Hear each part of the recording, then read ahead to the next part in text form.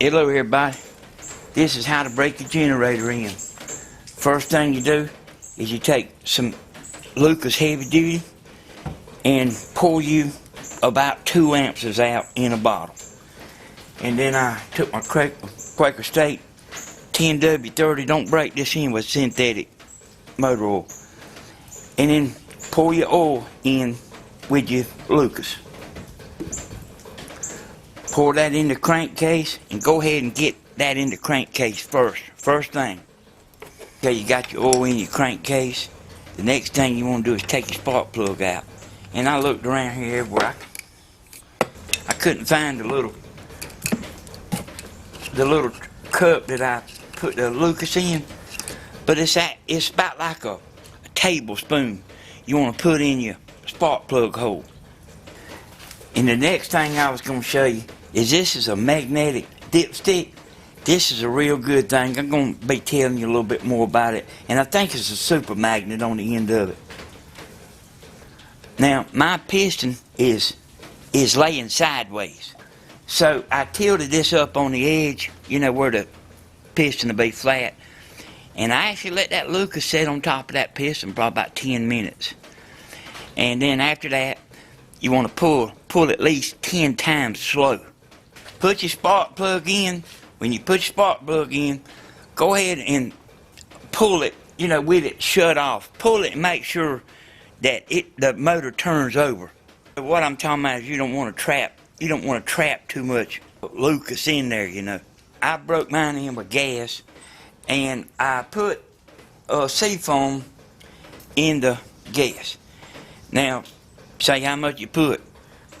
Well, I mean, the directions on the can, but it really don't matter. I mean, just, it don't matter that much, how much of this you put. And I know that this seafoam, I know it'll last 2 years because I went 2 years without cranking my boat up before. I cranked my motor up with the Quaker State in there, and I let it run for 40 minutes. And I wished I'd let it run 30. But this is what the oil looked like after running 40 minutes. I'm going to try to see if I can show you this. Can you see all the silver flakes in that? I turned it a little bit. It's loaded.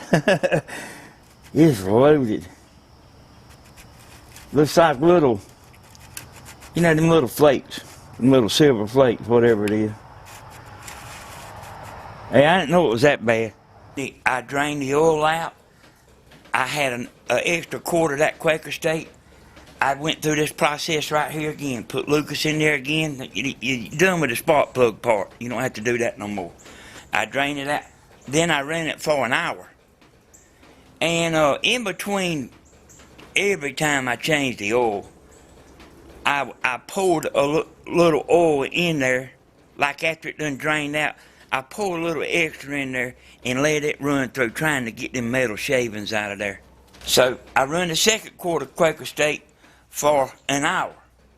I drained it. So I had two bottles of my Quaker State, and I poured it in here, and I seen I had enough to make a third run. So I ran a third batch of Quaker State in there at no load, low idle.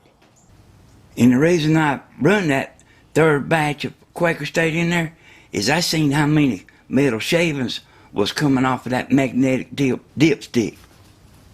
Then I put this royal purple. I always want to call it deep purple. Come back out here and broke back in the video. I wanted to tell you about this oil right here. This right here is special break-in oil. And your break-in is really important on a small engine. But it's got zinc in it and phosphorus and whatever. You know, it don't mean that much to us, but I reckon it takes that to make it break in. Every time that I checked the oil, this had metal on there, and the purple is still in there right now. I hadn't took it out yet. And you know, it's kind of dark. Man, I don't know if you can see it, but this thing's supposed to be silver. Like the side, it's got metal on it. I'm kind of walking in and out the house, you know, kind of doing the video and editing as I go. If I was y'all, I would make sure to get this right here. So far, you've been treating your generator like a baby. But it's time to turn the heat up a little bit now. I've got a watt meter right here. If you got a generator, you need to get one. If you ain't got one, it'll help you out about everything. So it's time to start putting a load on it. See that light right there? I'll take this light and plug it in here. That light is 500 watts. Well, I'll let you hold it up here where you can see it. That's 500 watts. So when you're breaking your generator in, about 500 watts is ideal for like when you first starting to break it in. So you see I got a power strip right here. You see this little switch I got on here? And I done this right here for a while because, hell, I had to. But I got my light plugged in. I'm going to take this right here, plug it into the generator. So here's my plug that goes to my power pack. I'm going to go ahead and plug it in. You want to, when you plug something in, you want to start it where the generator don't just take off with it right then. You want to make sure you got the item switched off if there's any way possible. I'm going to crank it up. You know what I said, this thing loves to choke.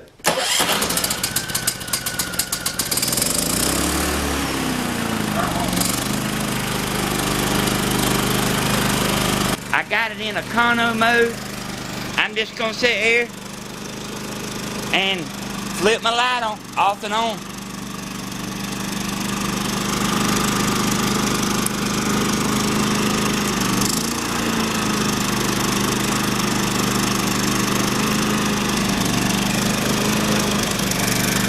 Alright, now let me get it where you can see the light and everything all at one time. I'm just sitting here, flip this. And man, I've probably done this about an hour. Like real patient, you know, because I want it to last. I'd shut it off. After about an hour of doing this, I knew I needed to run more power through it, so I'm going to show you this. See this blow dryer sitting here? Alright, I unplugged the light. Now this blow dryer right here goes up to 1500 watts. So I'm going to cut it on high well, that's low. Alright. Let me tell you what's ideal. I'm going to back away from this a little bit. Let me tell you what's ideal about that blow dryer. For some reason, it goes high and it slows down. It ain't nothing to do with a generator, so you just done it then. It ain't nothing to do with a generator, but that's what you want to do. You want to go from low to high to low to high. You know, I mean, maybe give it a minute in between. Like I say, that blow dryer right there is about perfect.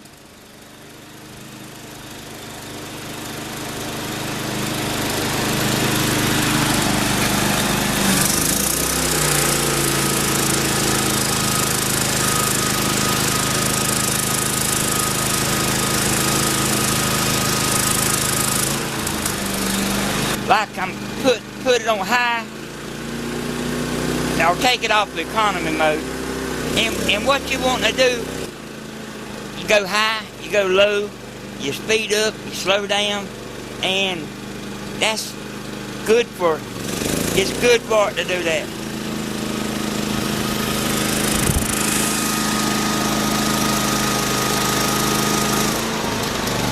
Now see, I know that blow dryer is 1500 watts because I've checked it right here. Alright? I'm going to take my light right here and I'm going to plug it in too. I think the light's cut off. No, it was cut on. See, now the generator's running 2,000 watts right now. And it's still, that blow dryer, I think the reason it's doing it because it needs blowing off back here. See all that white right here? I think that's wind. I think that's the reason after I get through with this, I'm going to blow that off. But that thing, it's making that perfect. So see, off and on, I let this run for about 10 hours and, you know, pull that dipstick tube out and look, that magnetic tip.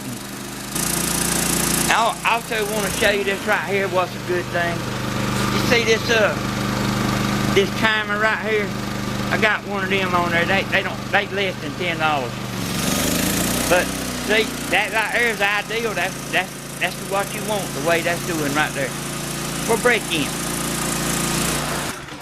And also I was trying to think of something that you know, cut off and on with a thermostat. So I didn't, because didn't want to sit out here and have to babysit that blow dryer, you know, scared to walk off. But a coffee pot will run up a pretty good bit of watts. And see, it'll sit there and run for a few minutes, and then once it gets hot, and then it'll start cutting off and on. So something like that, you know, something that cuts off and on, that's what you need. So here's what I wound up doing, y'all. Fitting to take the royal blue out of here, or royal purple out of here. Here's what I wound up doing. I took a drop cord and run it in the house, and I took the refrigerator and plugged it into a power strip and the percolator. And they was both cutting off and on. I mean, it's perfect. I'm gonna put this wrench on here. Every time I dump the oil out of this thing, it has shavings in it, and the dipstick too. I took my generator and I got it leaning to one side. I stuck something under there about 1 inch on the other side to make sure this all comes out. And here's that magnetic tip. Let me show you something. Man, when that metal, you near about can't hardly get that metal off to save your life. I had to blow it off with an air hose. Let me show you something. I told you I thought it was a super magnet. That ain't no refrigerator magnet right there, son. There ain't no way.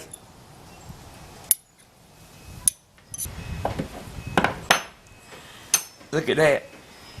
You know, if it'd pick that wrench up like that, you know it'll pick up a little flake of steel. This right here, man, is a real good thing. Look at that coming out. How that's stringing like that. That means it's good stuff, boy. Now that Quaker State, when it would run on out of there pretty quick. It wouldn't stream like that right there, boy. And this right here is what I was talking about every time I drain it. I'd put a little more just trying to rinse it. And that's what I'm doing right here. Just trying to do it as good as I can. I talked to somebody yesterday that had one of them $5,000 lawnmowers. He said he didn't break it in.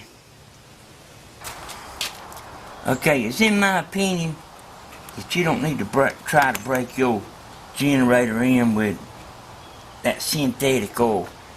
Alright, I got my mobile one in here with 2 ounces of Lucas.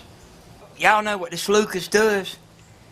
Like that, the cylinder walls on this thing, it'll coat the cylinder walls where like if you go 2 months without cranking it or 6 months, that Lucas will stay on that cylinder wall where it ain't having what you call a dry start.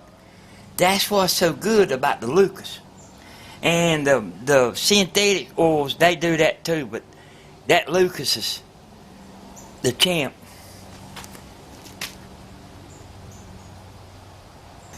I'm going to be doing a review about this generator and checking out, you know, I got a 15,000 BTU air conditioner that I'm going to hook up and make sure it's going to run. I'm going to have a video on that. And I'm going to be hooking this generator up to my breaker box. And I'm going to have an underground cable and everything. I'm going to have it, man, uptown where you ain't got to go to a lot of trouble to have lights in your house when the lights go out. You're supposed to change the oil every 50 hours. But it don't matter if you change it every 25 hours. And you see all the steps that I took, all the break-in I done. Man, it don't matter. There ain't no such a thing as overdoing it. You just do the way you feel like do. If you got time, man, you can keep running through that oil in there as long as you want. I just kept seeing them flakes on the dipstick, and I know that they don't need to be them flakes, they don't need to be in that oil. What'd be ideal is if this thing had a oil filter on it. Okay, y'all, I appreciate you watching. Y'all check out my channel. I got a bunch about this generator. I showed how to make an interlock on there. Anyway, we'll see y'all next time.